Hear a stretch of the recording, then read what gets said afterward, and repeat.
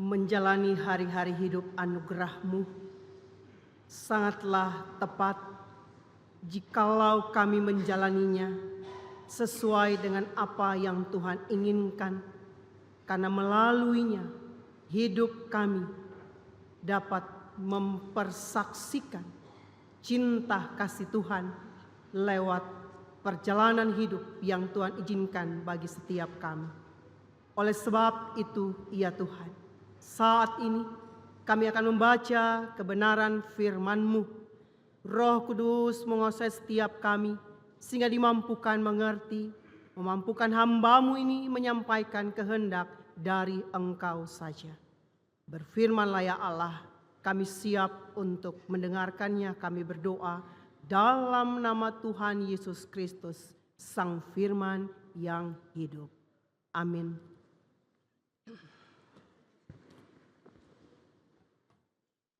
Bacaan pertama diambil dari kitab Kisah Para Rasul 11 ayat 1 sampai 18.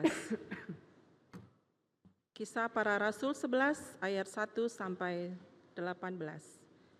Dengan perikop, Petrus mempertanggungjawabkan baptisan Kornelius di Yerusalem. Rasul-rasul dan saudara-saudara di Yudea mendengar bahwa bangsa-bangsa lain juga menerima firman Allah. Ketika Petrus tiba di Yerusalem, orang-orang dari golongan yang bersunat berselisih pendapat dengan dia. Kata mereka, "Engkau telah masuk ke rumah orang-orang yang tidak bersunat dan makan bersama-sama dengan mereka." Tetapi Petrus menjelaskan, "Segala sesuatu berturut-turut," katanya. "Aku sedang berdoa di kota Yope, tiba-tiba rohku diliputi kuasa ilahi, dan aku melihat suatu penglihatan. Suatu benda berbentuk kain lebar yang bergantung pada keempat sudutnya diturunkan dari langit sampai di depanku. Aku menatapnya, dan di dalamnya aku lihat segala jenis binatang berkaki empat, dan binatang liar, dan binatang menjalar, dan burung-burung. Lalu aku mendengar suara berkata kepadaku, 'Bangunlah, hai Petrus, sembelihlah dan makanlah.' Tetapi aku berkata, 'Tidak Tuhan, tidak, sebab belum pernah sesuatu yang haram dan yang tidak tahir masuk ke dalam mulutku.' Akan tetapi untuk kedua kalinya, suara dari sorga berkata kepadaku, 'Apa yang dinyatakan halal oleh Allah, tidak boleh engkau nyatakan haram.' Hal itu terjadi sampai 3 kali, lalu semuanya ditarik kembali ke langit. Dan seketika itu juga 3 orang berdiri di depan rumah di mana kami menumpang. Mereka diutus kepadaku dari Kaisarea. Lalu kata Roh kepadaku, 'Pergilah, pergi bersama mereka dengan tidak bimbang.' Dan 6 saudara ini menyertai aku. Kami masuk ke dalam rumah orang itu, dan ia menceritakan kepada kami bagaimana ia melihat seorang malaikat berdiri di dalam rumahnya dan berkata kepadanya, 'Suruhlah orang ke Yope dan menjemput Simon yang disebut Petrus. Ia akan menyampaikan suatu berita kepada kamu yang akan mendatangkan keselamatan bagimu dan bagi seluruh isi rumahmu.' Dan ketika aku mulai berbicara, turunlah Roh Kudus ke atas mereka sama seperti dahulu ke atas kita. Maka teringatlah aku akan perkataan Tuhan. Yohanes membaptis dengan air, tetapi kamu dibaptis dengan Roh Kudus. Jadi jika Allah memberikan karunia-Nya kepada mereka, sama seperti kepada kita pada waktu kita mulai percaya kepada Yesus Kristus, bagaimanakah mungkin aku mencegah dia?" Ketika mereka mendengar hal itu, mereka menjadi tenang, lalu memuliakan Allah, katanya. Jadi kepada bangsa-bangsa lain juga Allah mengaruniakan pertobatan yang memimpin kepada hidup. Demikianlah sabda Tuhan. Marilah kita menanggapi bacaan pertama dengan menyanyikan Mazmur 148.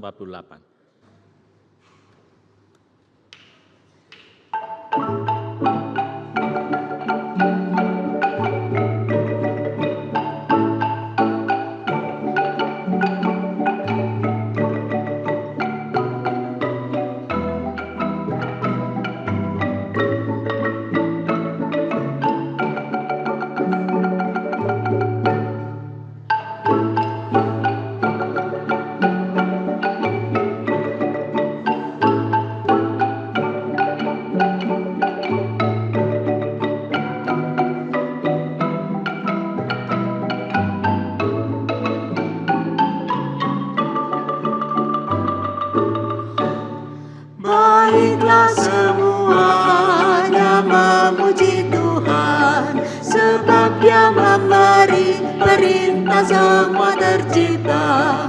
Pujilah Tuhan untuk selamanya semuanya, ketetapannya pun kekal. Biarlah semuanya memuji Tuhan, sebab hanya namanya saja yang tinggi luhur. Pujilah Tuhan yang keagungannya mengatasi segenap alam semesta. Pujilah Dia hai semua malaikatnya, pujilah Dia hai tentaranya. Pujilah Dia hai matahari dan bulan, pujilah Dia hai bintang-bintang. Pujilah Tuhan hai langit yang mengatasi langitnya atas langit. Pujilah Dia hai air di atas langit, puji Tuhan di surga. Baiklah semuanya memuji Tuhan, sebab Dia memberi perintah semua tercipta. Pujilah Tuhan untuk selamanya semuanya, ketetapannya pun kekal. Biarlah semuanya memuji Tuhan, sebab hanya namanya saja yang tinggi luhur. Pujilah Tuhan keagungannya mengatasi segenap alam semesta.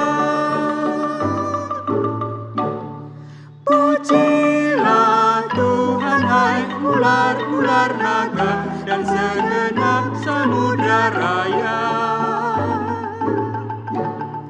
Pujilah Dia hai api salju hujan es, hai kabut dan hai angin badai.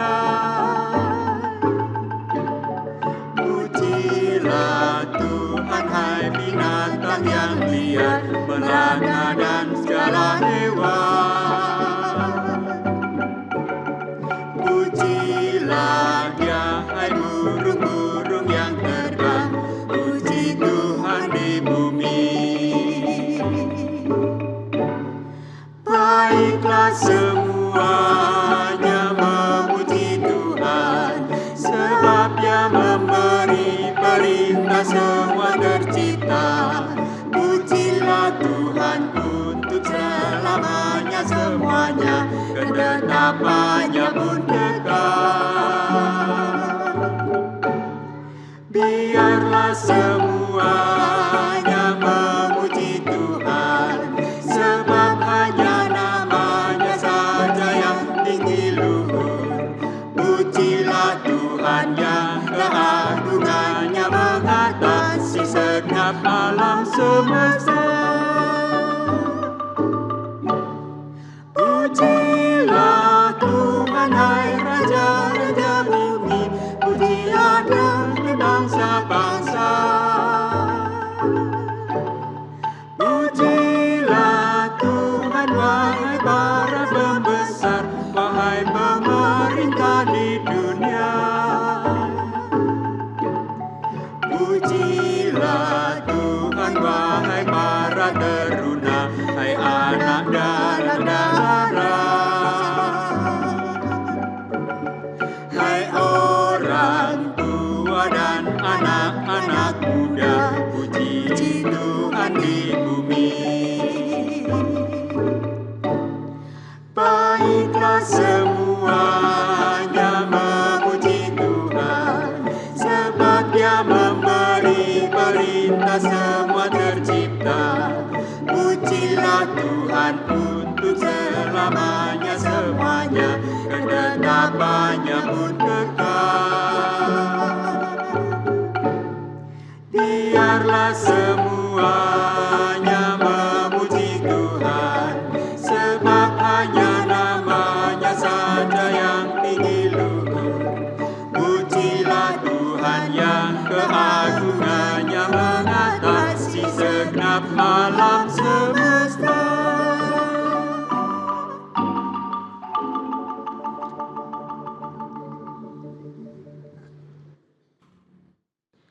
Bacaan kedua diambil dari Wahyu 21 ayat 1 sampai 6.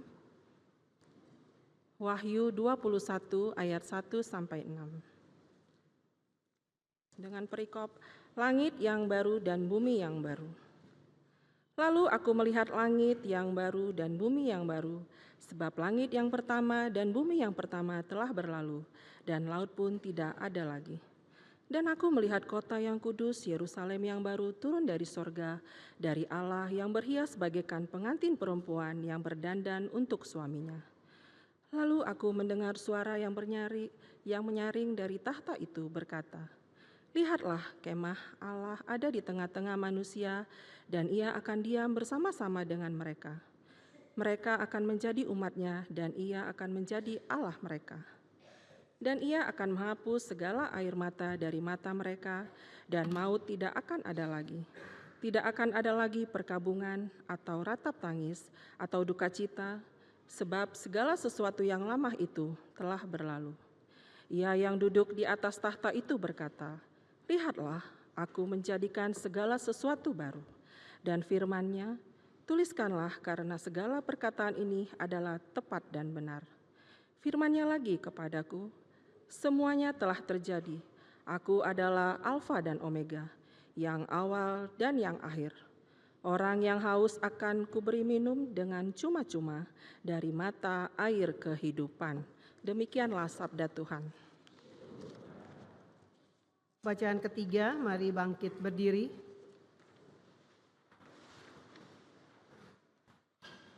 Terambil dari Injil Tuhan Yesus Kristus menurut Yohanes 13 ayat 31 sampai 35. Sesudah Yudas pergi, berkatalah Yesus, "Sekarang Anak Manusia dipermuliakan dan Allah dipermuliakan di dalam Dia. Jikalau Allah dipermuliakan di dalam Dia, Allah akan mempermuliakan Dia juga di dalam dirinya, dan akan mempermuliakan Dia dengan segera. Hai anak-anakku, hanya seketika saja lagi aku ada bersama kamu. Kamu akan mencari aku, dan seperti yang telah kukatakan kepada orang-orang Yahudi, ke tempat aku pergi, tidak mungkin kamu datang. Demikian pula aku mengatakannya sekarang juga kepada kamu. Aku memberikan perintah baru kepada kamu, yaitu supaya kamu saling mengasihi. Sama seperti aku telah mengasihi kamu, demikian pula kamu harus saling mengasihi. Dengan demikian, semua orang akan tahu bahwa kamu adalah murid-muridku, yaitu jikalau kamu saling mengasihi." Demikianlah berita Injil Tuhan Yesus Kristus. Yang berbahagia adalah mereka yang mendengar firman Tuhan dan memeliharanya. Haleluya. Haleluya, haleluya, haleluya.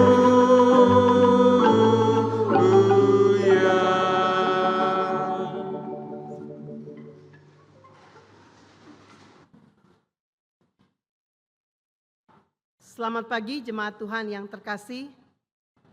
Apa kabar pagi hari ini? Luar biasa. Izinkan saya menyampaikan salam persekutuan dari jemaat GKI Serpong BSD Tangerang Selatan, Banten. Jemaat di mana Tuhan hadirkan saya untuk melayani di sana, ada 3.500 jiwa kira-kira anggota jemaatnya.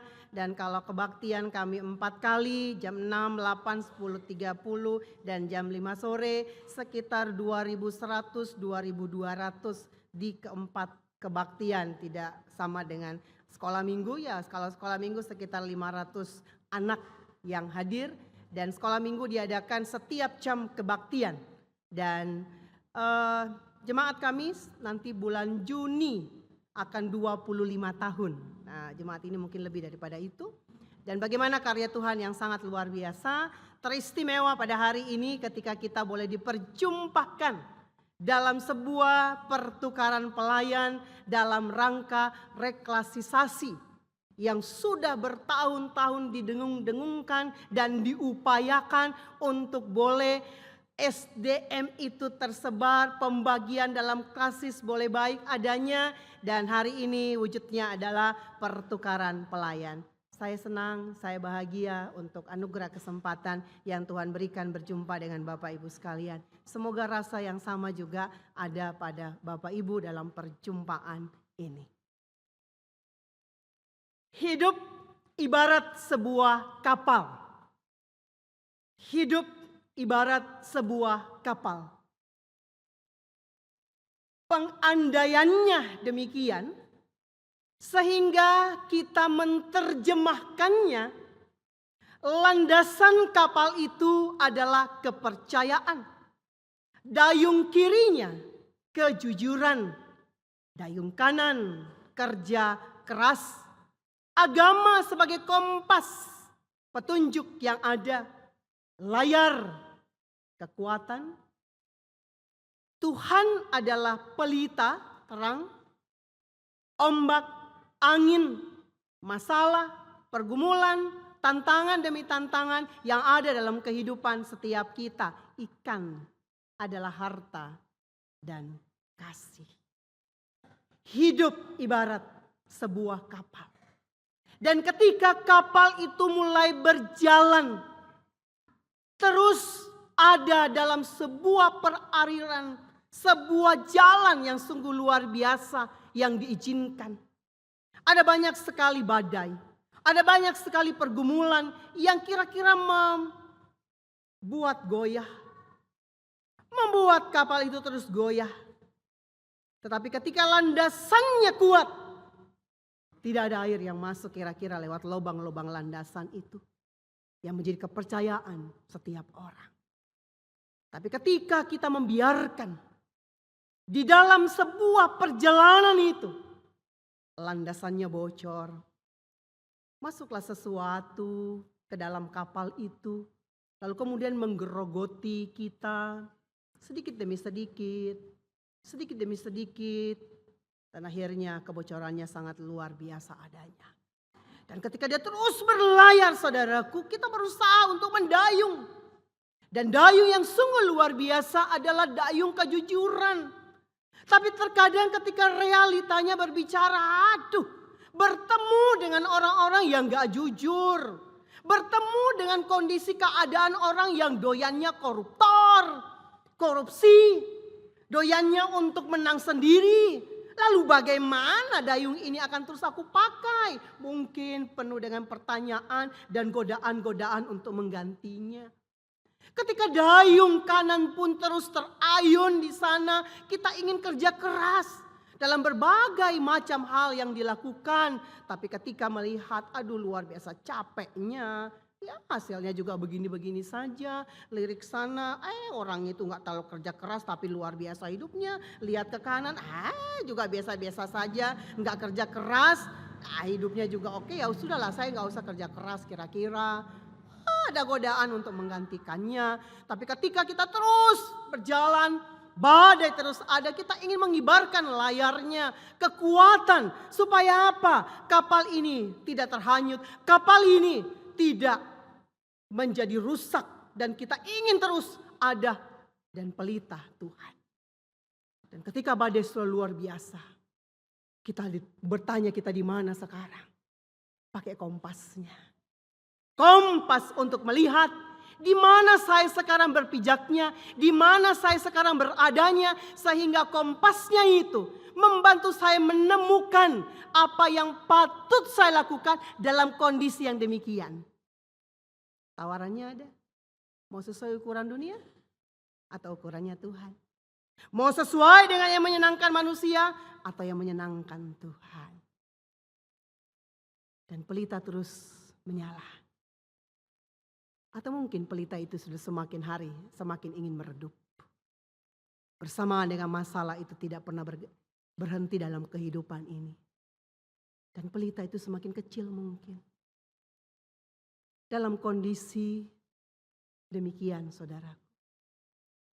Kalau hidup ibarat sebuah kapal, kita ingin terus menjalani hidup anugerah Tuhan ini.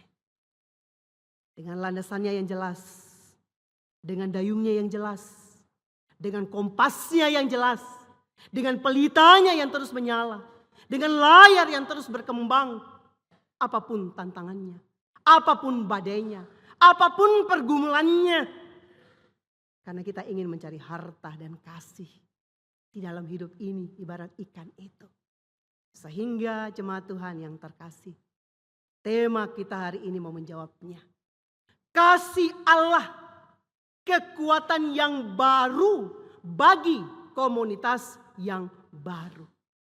Kasih Allah, sumber kekuatannya, dan kekuatan itu mau dikatakan hal yang baru dalam sebuah komunitas baru yang terbentuk adanya.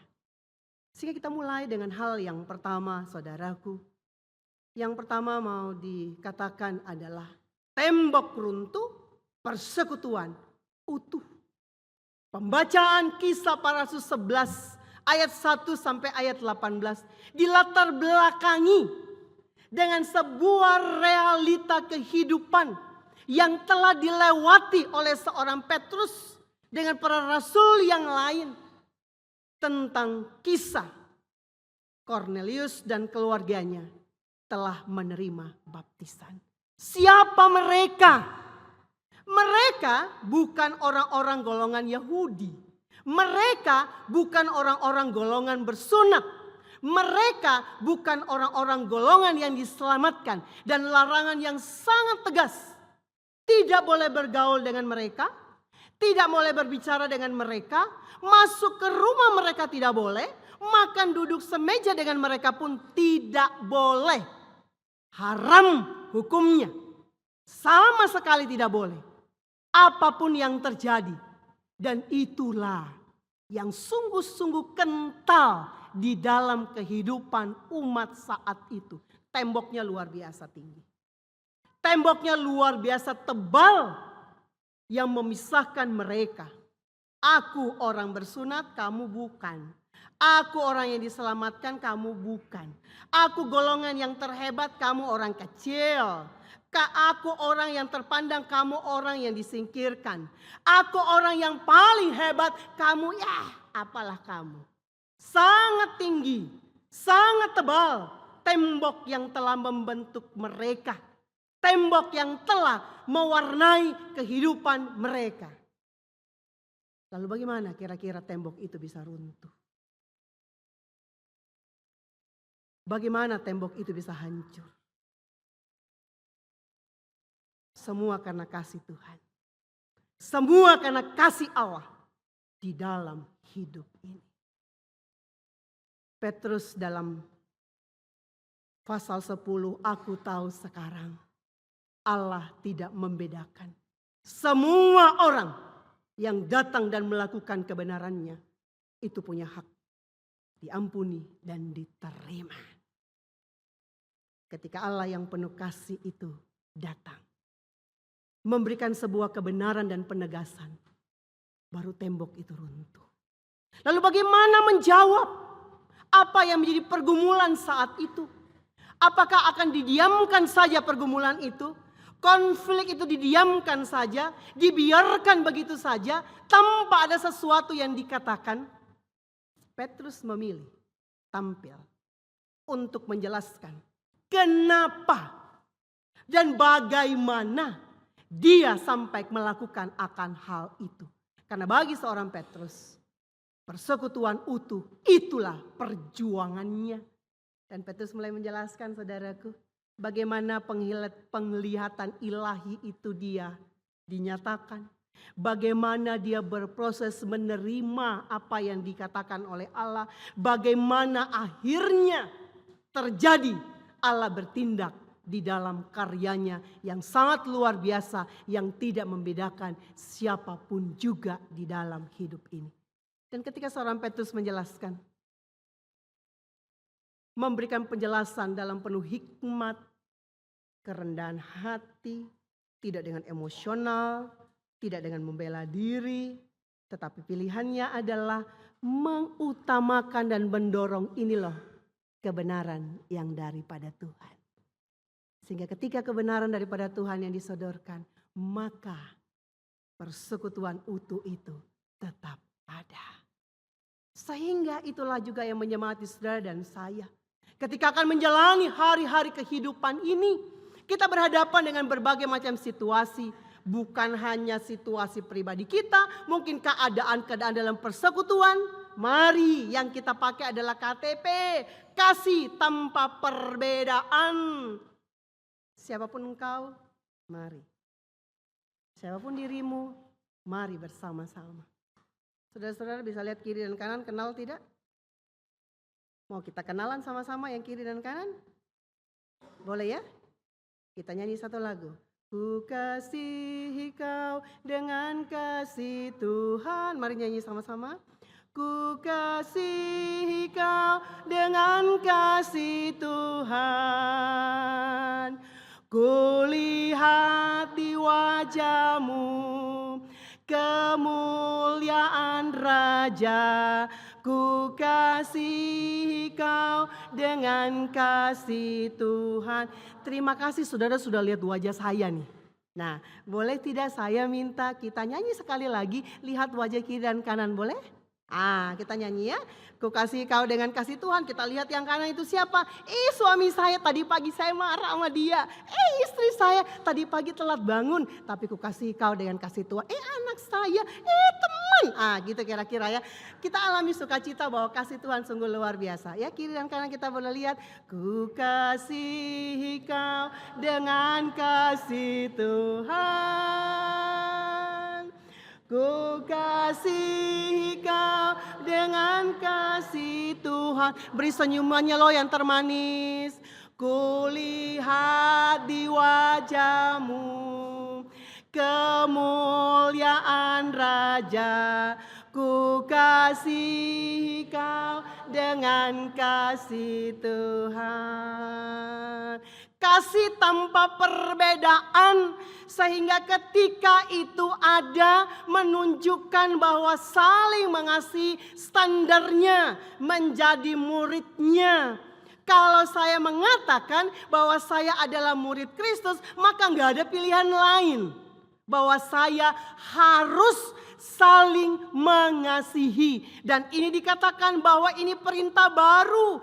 Aku telah lebih dahulu mengasihi kamu, maka kamu pun harus saling mengasihi. Saudara sudah merasakan kasih Tuhan? Ada yang meragukan kasih Tuhan di sini? Semua sudah merasakan ya kasih Tuhan. Kasih Tuhan yang sungguh luar biasa. Dia memberikan dirinya. Dia memberikan nyawanya buat sahabat-sahabatnya. Kamu adalah sahabatku. Aku tidak menyebut kamu hamba. Kamu adalah sahabatku. Sungguh indah kasih Tuhan. Mari kita pahami setiap kita menarik nafas. Kita sedang menarik kasih Allah. Kita sedang menikmati kasih Allah di dalam kehidupan ini. Sehingga kalau ada orang yang menyombongkan sesuatu, sebenarnya dia harus segera bertobat. Apa yang harus disombongkan? Apa yang mau dibanggakan? Semuanya ini adalah anugerah Tuhan di dalam kehidupan ini. Saudara bisa bernafas, saudara gak bisa beli itu. Semua anugerah Tuhan. Sampai kapan nafas ini ada, rahasia ilahi. Apapun yang ada, sungguh luar biasa daripada Tuhan. Suatu hari saudaraku, kelompok jari-jari ini berdiskusi di sebuah meja makan. Apa yang menjadi tantangan yang sangat hebat di dalam kehidupan ini? Mulailah Cadi Jempol mengatakan, yang paling hebat tantanganku adalah persaingan. Persaingan yang sangat luar biasa. Jari ini biasanya ketika nanti anak-anak akan nyanyi, aku bilang toh berarti bagus ya. Nah, ketika anak kita atau saudara kita mengatakan hal yang bagus, oh ya bagus kita kira-kira. Dan persaingan itu sungguh luar biasa. Persaingan bisa memacu sesuatu menjadi lebih baik. Tapi persaingan juga bisa menghalalkan segala cara. Yang penting saya hebat, bodoh amatlah sama kau. Yang penting saya is the best, saya bodoh sekali deh sama kamu. Atau saya cueklah sama dirimu. Persaingan sungguh luar biasa. Dan itu tantangan yang sangat luar biasa dalam kehidupan ini. Kemudian telunjuk mengatakan, tantangan yang paling hebat dalam hidupku adalah harga diri. Jari ini selalu dipakai untuk menunjuk. Setiap persoalan dalam hidup ini, selalu mana kita cari kambing hitamnya itu mana. Setiap konflik dalam hidup ini, konfliknya adalah siapa nih yang bermasalah sana. Kita tunjuk. Kita lupa. Ada jari 4 lain yang menuju pada diri kita. Sangat sulit mendapatkan orang yang mengatakan maaf. Saya bagian dari kesalahan ini. Saya bagian dari persoalan ini. Saya bagian dari kondisi keadaan ini. Yuk kita menyelesaikan bersama-sama. Sulit mendapatkan demikian. Tapi sangat gampang menunjuk orang yang salah dalam hidup ini. Kemudian jari tengah mengatakan, tantangan yang sangat luar biasa dalam kehidupanku adalah kesombongan. Setiap orang sombongnya minta ampun. Dengan pangkatnya, dengan kekayaannya, dengan kelebihannya, dan dia begitu sombong. Jari ini yang paling tinggi di sini. Lalu kemudian jari manis mengatakan, tantangan yang sangat luar biasa dalam hidupku adalah mempertahankan kesetiaan. Bagaimana saya mempertahankan kesetiaan di dalam kehidupan ini? Di luar sana orang banyak sekali selingkuh, banyak sekali mendua. Bagaimana mempertahankan kesetiaan? Lalu jari yang paling kecil. Tantangannya adalah meremehkan kehadiran orang-orang yang kita sebut kecil di dalam kehidupan ini. Hanya melihat hal yang besar, tak melihat hal-hal yang kecil dalam hidup ini. Itu tantangan mereka. Tetapi yang sungguh hebat, tantangan itu tidak membuat mereka mengatakan, saya mau keluar saja dari grup jari-jari ini. Saya mau mutasi saja dari grup jari-jari ini. Mereka tetap terikat. Satu kesatuan. Dan melakukan karya yang luar biasa. Karyanya apa saudaraku? Mari simpel luar biasa. Saya panas, saya ngambil ini. Dan saya bisa. Saya masih panas, saya ngambil ini. Enak toh? Kalau seandainya saya mengatakan, saya hanya mau yang top. Dan yang lain tidak. Nah sekarang katakan, ambillah ini, kau panas, ambillah kertas ini untuk kau kipas.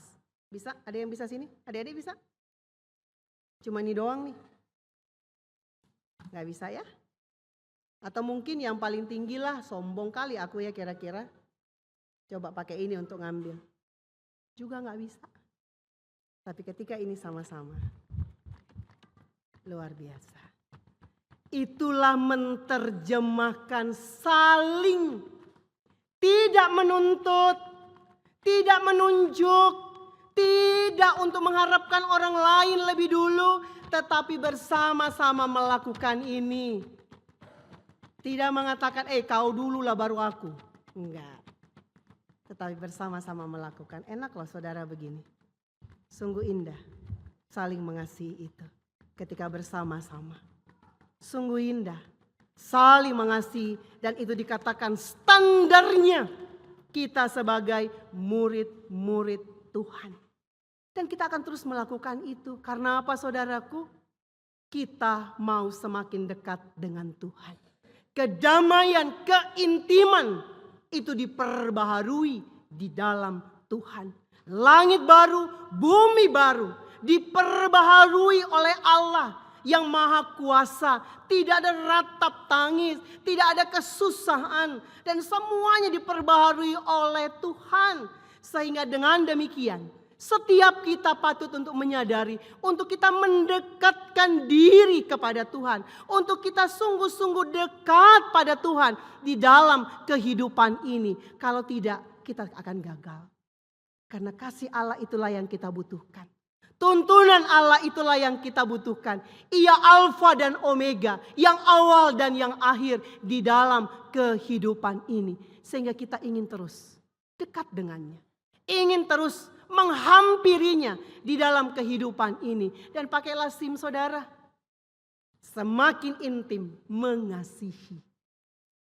Semakin intim mengasihi. Kita pakai itu. Sehingga dengan kita semakin intim mengasihi, benarlah kata Tuhan, orang-orang akan tahu bahwa kamu adalah muridku. Ketika engkau saling mengasihi, semakin intim mengasihi di dalam kehidupan ini. Sehingga akhirnya saudaraku, apa yang kita lakukan menjadi kemuliaan bagi nama Tuhan. Dalam kata, dalam perbuatan yang kita nyatakan dalam hidup ini. Suatu waktu saudaraku, Mahatma Gandhi didatangi oleh seorang ibu yang bawa anaknya. Persoalannya bagi kita mungkin masalah yang sangat sepele. Ibu ini bisa lakukan. Tapi ternyata dia gagal. Masalahnya adalah untuk bilang anaknya stop makan permen.